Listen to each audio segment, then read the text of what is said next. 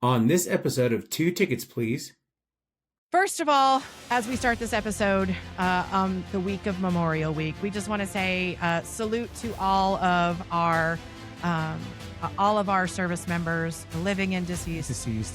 Thank you for your service, and we thank you for the country that we live in.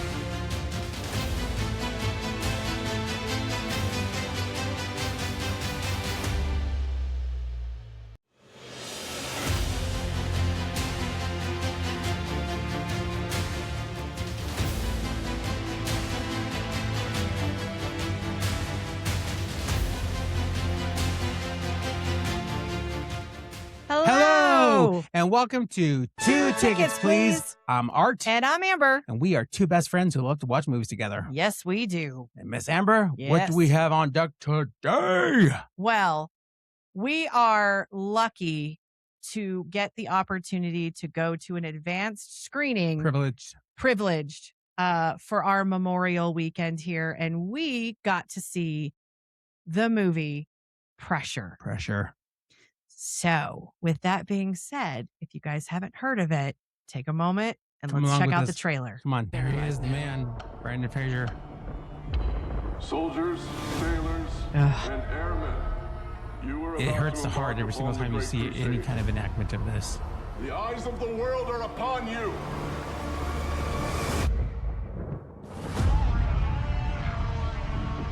D-Day will be the largest seaborne invasion. He's so emotive with his face.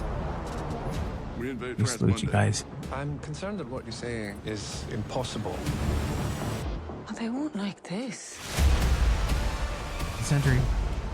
There are two major storms advancing towards Wasn't the Nordic really, coast, but even That as was a we big speak. one, but it was a It win. was the timing. Are ready. Get them onto the That beaches guy. somehow, anyhow. Yeah. With waves of 10 feet, we won't be landing Ooh, the anywhere. darkest hour. Good. Churchill says he's a genius. If D-Day is cancelled, we will lose. No You want to be pressure. personally responsible for whatsoever. losing this war. That's so Give cool, me the data from every weather balloon, every It was so reconnaissance flight. analog. The invasion is right? Monday. And it still made it work, Monday. man. We sent people to the moon with this 3 technology. hours. Just saying. Go or don't go. We have a small window, but the timing must be perfect. You want me to send my men into the storm? It was They'll never see amazing. it coming, sir, never. He's amazing. Why should I trust you? We must face the He facts. snapped out there. The facts, however frightening they may be. Could be an awesome movie. We will accept nothing less. Awesome. Wow. Okay. That's riveting. First of all, as we start this episode, the week of Memorial Week, we just want to say salute to all of our service members, living and deceased. Thank you for your service, and we thank you for the country that we live in. So we are Thank you, Dad. extremely grateful, right? My papa, right? Both of our papas. Yep. Thank you. Our proud members of the military. Because those guys, I get to wear shirts like this. I get to dress like this and be whoever I want to be. Thank you for your service. That Thank is you. right. So let's talk about Pressure. Let's do it. All right, starring Oscar winning. I love saying that so much. Say it again, because it was Oscar winner, It's like Mufasa. Brendan Fraser. Brendan Fraser, man. Brendan Oh Fraser. my gosh. From literally all things 90s. Some of my favorite movies, the Mummy franchise, Mhm. a little known movie with Joe Pesci called With Honors. If you haven't seen that. Encino Man. Encino Come Man. on, with Pauly Shore. Tarzan. No, George of the Jungle. Oh, George of the Jungle. There you go. Close. I'm like, I I see what you're putting down. knew he was swinging I see somewhere. what you're putting down. He was doing something. So, and in his Academy Award winning performance in The Whale. Well, riveting movie. Oh my gosh. We also have actually pulling the most heavy lifting, I think, in this movie is Andrew Scott, who is from All of Us Strangers.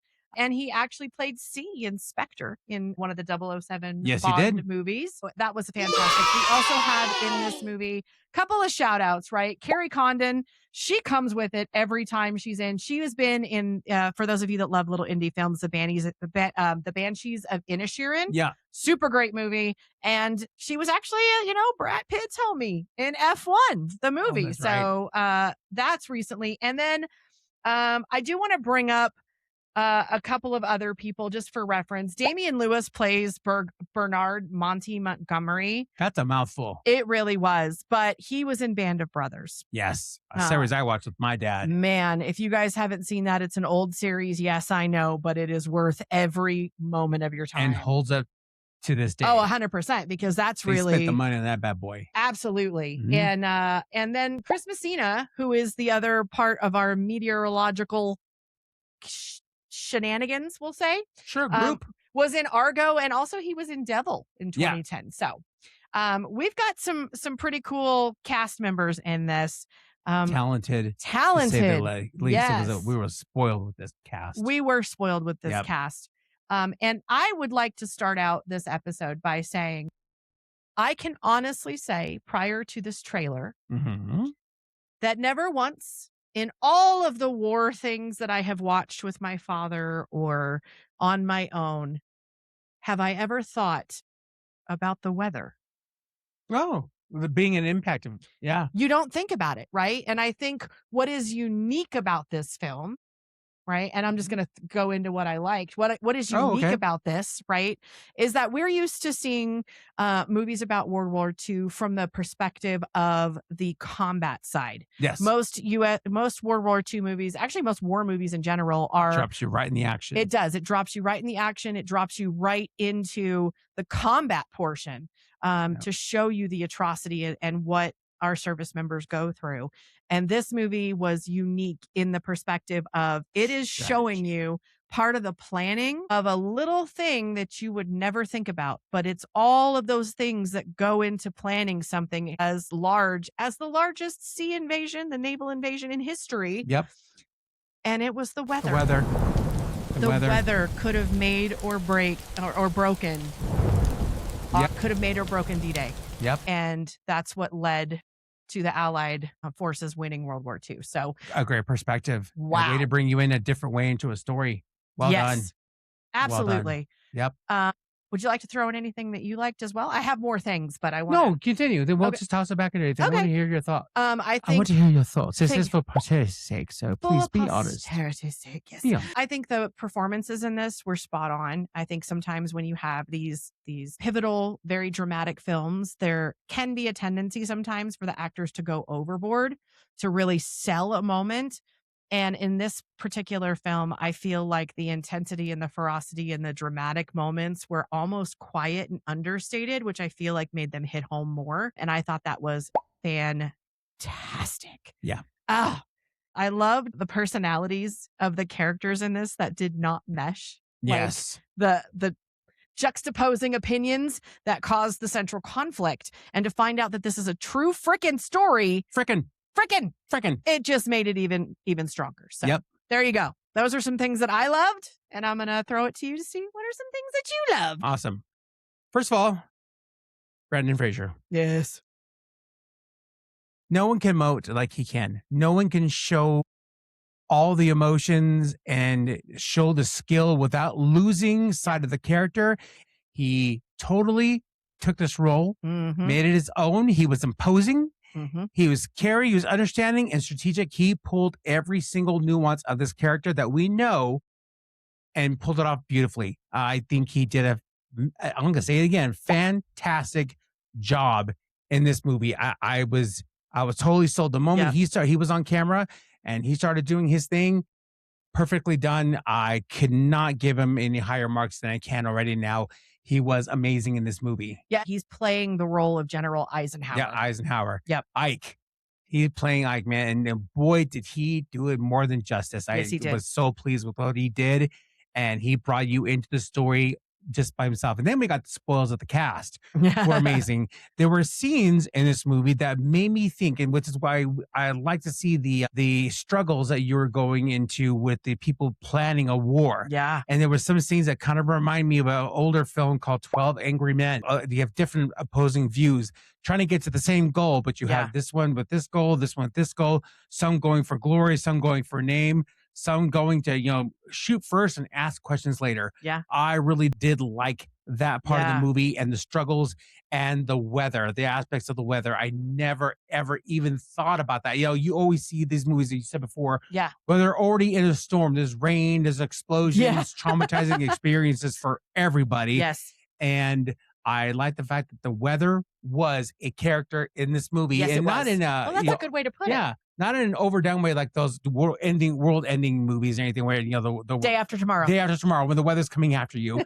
You had to work with the weather, and that just goes to show you with all the wars that we have on this planet, the weather, the planet is paramount. It'll dictate how these things are going to go. So pay attention. Good point. And that's what they brought into this movie with our meteorologist, the Scotsman. Oh, boy. Can I piggyback off of what you just said? Woman. I think another thing that was really cool is to see the analog technology and how we're used to seeing the radar, right? With Doppler. Here comes the storm. I pull it up on my phone. My mom, she's a meteorologist. She'll tell me, Amber, take a coat because it's going to rain between 3 and 4 tomorrow. Right. Right. And so for us, looking at a forecast or looking at a Doppler is like second nature. But back then, they were literally sending up weather balloons and calling over the telephone and telegraphing what the readings were from all around the way in order to determine what was going to happen in a very small window of time on Normandy. And so, balloons in the air, taking readings, that popping. blew my mind. And it's so cool. Yes. And with this technology, we sent people to the moon. We did. And everything was analog. So it was all years later, intelligent people, mathematics, scientists, and teams willing to get one accomplished goal. And they did this. It's the same thing in this movie. Yeah. So it's totally awesome. Yeah. So, and there was a great soundtrack too. Yes. There's always period music, and I love it. The Boogie Woogie Bugle Boy had to make an appearance. I love the time period. And it's always with the time period when there's wars, you're always torn because you see things of the fashion, the cars, how people treated one another in those days. But then again, the other half is like, we were at war. Yes. And it's like, it's a hard balance. It happens right now. We're in a war now, I think there's a reason we call them the Great Generation. Yeah. It's nostalgic, but it reminds you of your history. And don't ever forget about history. A lot of the problems sometimes I have with these films is that they're too real for me, which is where horror kind of puts that little protective canvas there for me. But I tell you what, man, a lot of the times these stories are better than fiction because they really happened. I was so down for this movie. Yeah. It was really a great time for me. And how lucky we were to see it on Memorial Day. I don't know if you guys can tell, but we really love this movie. So I'm going to ask, but I don't know if there is anything. Was there anything that you didn't like about this movie? Yes. Okay. I think it needs to be said. I didn't see any representation of the minority group or African-American whatsoever in this movie. There were over 2,000 African-American soldiers that actually stormed on this day, and over 4,000 minority groups represented on this day, and I didn't see them represented there. And that's I was paying attention. I was looking at characters who I was shaking hands with, and not one African-American, not one Hispanic, no one of color. It needs to be said because without them and the Tuskegee Airmen, even though Tuskegee Airmen were not a part of D-Day, they held their own and were a pivotal part of World War II and with us winning that war. And to me, they always should be represented in any one of these movies. So that is truly my only gripe. So, and you? I didn't have any. I loved this movie. I loved the pacing. I loved the solemn nature. I loved the acting, and you guys know, I'll be the first person to tell you I have issues or I don't think you should spend your money on it. Mm-hmm. And I got to say it, would you give it a ticket? I would give it my ticket for sure. And yes, I will buy it on Blu-ray, on whatever physical media they offer. I will proudly have this in my collection. And I would obviously also give this a ticket. This is worth your money, guys. Go see this on the big screen. It is definitely worth it. Yeah. It is a good time. And I am just really, really thankful that we got to see this And proud. on Memorial Day. Proud. Because we were also in a theater that was full of veterans, which was Yes. very obvious. And to be in the company of people who not necessarily were World War II veterans, but were obviously military veterans, it was a great Or experience. ties in with the war. It was fantastic. Yeah. So So it's official. Yeah. 2 tickets, tickets, please. please. Go see this movie, guys. You're going to enjoy it. And even though we're all, this nation seems to be divided, I am truly American. I'm very patriotic. I love this country. And I was very proud to see this movie on this day. I agree. So if you like listening to me and Art talk about movies and make recommendations, don't forget to follow us on social media. We are on Facebook, Instagram, and TikTok. And hopefully you're watching our episode Right here on YouTube. Don't forget to hit the like, subscribe, ring the little ding-a-ling doorbell thingy so you get notified with the new episodes. Leave the comments. We've been enjoying them so far, you guys. Thank you so much Yes. for tuning in. We are truly appreciative that you're joining us with this little passion project that we're a part of. And we are truly happy to do this for you guys and also for us. It's for us, right? Let's be honest. So, Yep.